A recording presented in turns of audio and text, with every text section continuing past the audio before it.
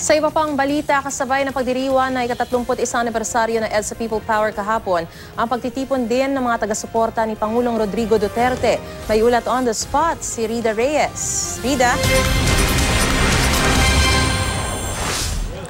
Yes, Marie, simula kahapon ay naging magdamagan ang programa rito sa Quirino Grandstand sa Maynila ng mga taga-suporta ni Pangulong Rodrigo Duterte. At kaya naman masasabi nila na matagumpay daw itong pagtitipong ito, itong aktibidad na ito, dahil masasabi raw at napatunayan na buo pa rin ang suporta ng mga Pilipino sa Administrasyong Duterte. Sa buong magdamag, Maris, nagpatuloy ang programa, nagkaroon ng mga sayawan, kantahan at mga talumpati mula sa mga kinatawan ng iba't ibang grupong nakibahagi sa pagtitipon. Lahat sila, Marisa, iginiit na voluntaryo silang nagtungo rito mula sa kanilang mga lugar at hindi raw sila hinakot lamang. Karamihan daw sa kanila ay mula sa chapter ng Mayor Rodrigo Roa Duterte National Executive Coordinating Council na nangungunang support group ni Pangulong Duterte simula pa ng panahon ng kampanya sa pagkapangulo.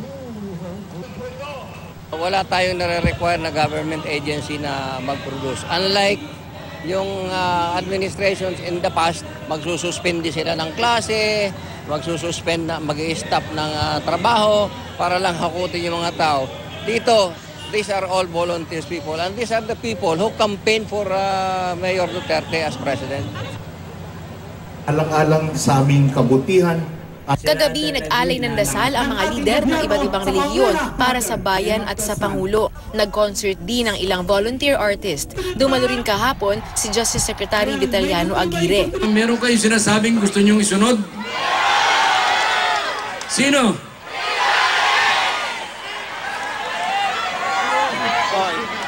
Tulungan ninyo ako, ha? Sa panayam ng Super Radio DZDD, sinabi ni Trillanes na hindi siya patitinag. Actually, ako yung uunahin dapat Kasi gusto nga ako ipatumba. Hindi kakasuhan, kundi ipapatay. Kung aabot ako dyan, or kung ipapatumba nila ako dyan, dahil dito sa pakikipaglabang ko, sa paninindigan ko, it's par for the course. Kasama po yan sa mandato ko. Nagsalita naman ang dating whistleblower na si Sandra Cam kaugnay ng pagkakaaresto kay Senadora Laila De Lima. I really feel vindicated sa nangyari kay Senator Laila De Lima. Kayo ba ay masaya na ang tunay na drug protector ng ating bansa ay nakakulong na?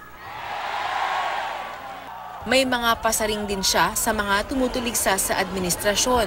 Itong mga yellow cards, itong mga CHR na to, sumisigaw ng extrajudicial killing.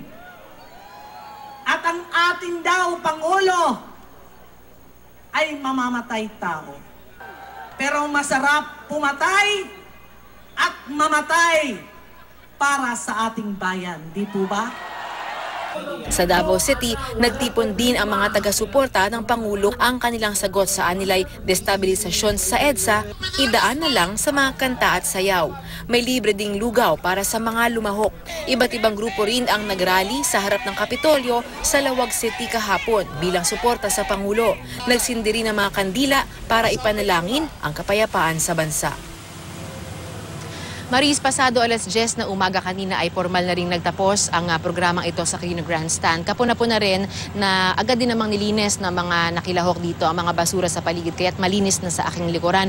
Ang plano ng mga organizer dito, balak nilang gawing kada taon itong event na ito at para raw magsilbing kanilang patunay na handa raw silang magbantay at sumuporta sa bawat galaw ni Pangulong Duterte. Kaya muna pinaka-latest mula rito sa Maynila. Maris. Maraming salamat, Rida Reyes.